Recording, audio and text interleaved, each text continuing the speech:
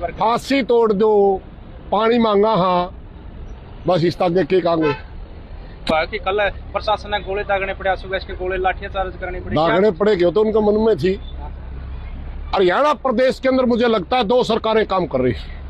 हमारे मुख्यमंत्री की ना पार्टी पे पकड़ है, ना सरकार पे पकड़ है, ना प्रशासन पे पकड़ है, वरना यह हाल नहीं होता।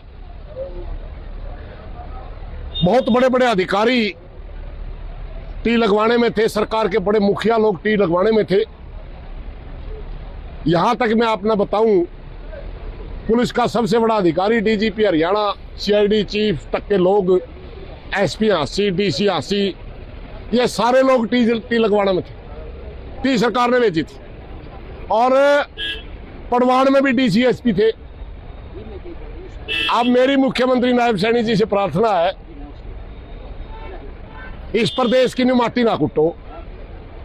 अगर आपके का अफसर नहीं मानते, आप सरकार नहीं चला सकते, क्या समझे आप हम इस घटना को?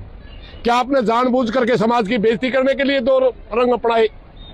क्या आपने गांव को आंखें दिखाने के लिए काम करा? पहले सरकारी टी लगाती है, सरकारी टी पड़वाती है। इसलिए मैं इसमें हरियाणा सरकार का मुख्यमंत्री नायब सैनी की फेल मानता हूं। अब अवैध किस तरह बता रहे सर ये टी ने, क्योंकि घर की भाई काका लिखनिया अवैध करता थी। सारे सरकारी पाइप है, सरकार टी लेकर आई। नॉर्मल तो मिलती भी नहीं होगी थी अकड़ियां। मन्ना इतना ज्ञान नहीं, लेकिन मन्ना ऐसा लागा नहीं मिलनी चाहिए। 36 इंच की टी है यार, कोई 5, 7, 3, 40 तो टीवल टेवला नहीं कड़िया प्राइवेट दुकान में मिल जाए। 36 इंच की इस तरह के पाइप है, या तो ड्रेनेज विभाग इस्तेमाल करता है या पब्लिक हेल्थ इस्तेमाल करता है, दोनों सरकारी विभाग है। आम आदमी के तो बस की बात नहीं है। और जो आदमी टी लेकर आया, सारा का सारा हाइड्रा, जेसीबी, 15-20 मजदूर, किसी ने हाथ नहीं लाया, सरकार की तरफ से आया। जब तक टी 12, 13, 14 घंटे में टीम लगी, बच्चा तक न्यू कहीं नहीं आया। यहां हम आंदोलन में सरकार की आंख, नाक, कान, सीआईडी सिक्योरिटी के सदस्य होते हैं। एक एसपी दफ्तर का आदमी होता है इधर, एक आईजी ऑफिस का आदमी होता है, एक डीजी ऑफिस का आदमी होता है, एक सीआईडी का आदमी होता है इधर, जो चीफ सीधा मुख्यमंत्री को रिपोर्ट करता है। चारों के चारों हाजिर थे मौके के ऊपर। सरकार की आंख, नाक, कान होते हो। अगर ये अवैध थी, वो मैंने पूछा ये कौन है, और मैं उनने पूछा ये कौन है, ये कोई तरीका थोड़ा है। प्रधान जी एक समझौता क्या हुआ उस टाइम में? उस समय समझौता ये हुआ था, 3 मांगे रखी थी गांव में। अगर अकेली टी लाके रोड पार करोगे तो बुजुर्गों का अनशन समाप्त कर दिया जाएगा। अगर आप या लाइन जो टी में लगनी है वाटर वर्क्स तक भेजोगे और केस वापिस ले लोगे तो आंदोलन संपन्न कर दिया जाएगा। उसने सिर्फ इतना काम करा कि टी लगा करके रोड पार करवा दी, टी लगा के रोड पार करवा दी और बुजुर्गों का अनशन समाप्त हो गया। तो बुजुर्गों को जैसे कि आज है ना बंदी बना करके दिखाया गया, बंदी बुजुर्गों को थोड़ा, आम जनता सारी थी, आम जनता भी थी उसमें, तो उस पर क्या संदेश था? हमें मेरी समझ में सारे आजाद भारत में पैदा हुए हो। वैसे तो मैं भी आजाद भारत में पैदा हूं, मगर उस समय के बुजुर्ग हमें खूब मिले।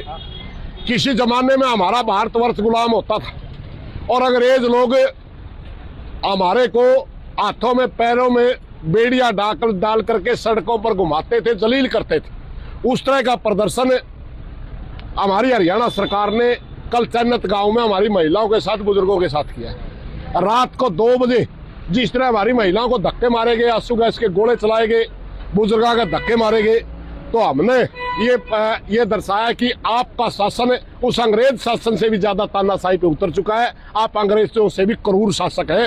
अंग्रेज तो हमारे को जबरदस्ती जकड़ते थे, आपने हमारे को मजबूर कर दिया कि हम खुद बेड़ियों में जकड़ करके आपको दिखाए हाँ हम गुलाम हो चुके हैं। प्रधान जी आज तीसरी बार सरकार ने मुकदमे दर्ज करे हैं, बड़ी संख्या में करने लग रही, पहले भी, लेकिन आज तीसरी बार। फांसी तोड़ दो, पानी मांगा हाँ, बस इस तक के कांगे।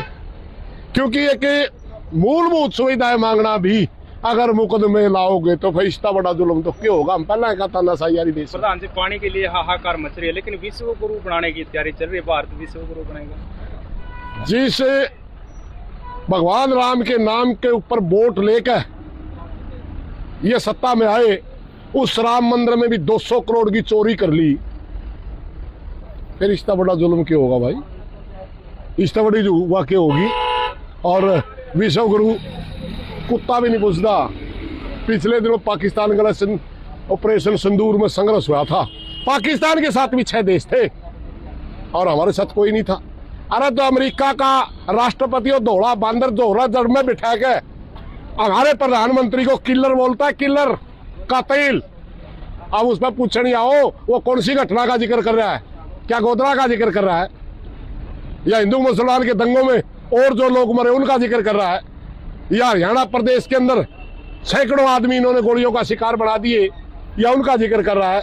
मेरी प्रार्थना मोदी जी बता तो दो कि ट्रंप आपको कातिल क्यों कहता है और किन कत्लों की वजह से कहता है। प्रधान जी कमेटी का कोई आगे फैसला, कोई निर्णय रहा होगा? ये देखिए भाई, जनेत बंदड़ा का लाछी लग गया। अगर ये सवाल कमेटी ने बना, आप कमेटी ने पूछियो, मैं जनेती हूँ।